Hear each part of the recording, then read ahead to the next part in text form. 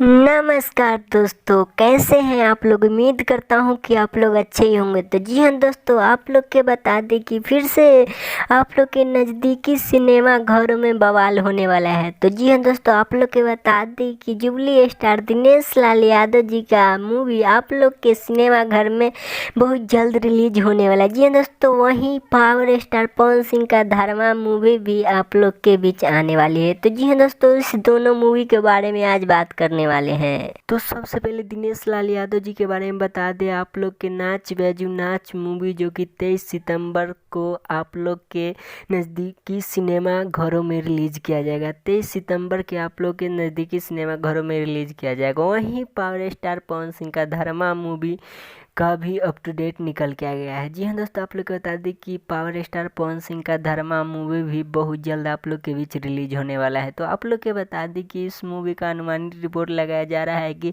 इस मूवी के दशहरा के शुभ अवसर पर रिलीज किया जाएगा। जी हाँ दोस्तों, काजल लखवानी और पावर स्टार पवन सिंह इस मूवी में नजर आने वाले हैं। तो जी हाँ दोस्तों, आप लोग के बता दें कि आप लोग को क्या राय है, क्या विचार है, जो कमेंट बॉक्स में लिखे। और आप लोग इस इतना बात लिखना बिल्कुल ना भूले कि रिकॉर्ड टूटेगा बॉक्स ऑफिस का या नहीं। तो आज के लिए इतना ही, फिर से मिलते हैं अगले वीडियो में। तब तक के लिए जय हिंद, जय भोजपुरी।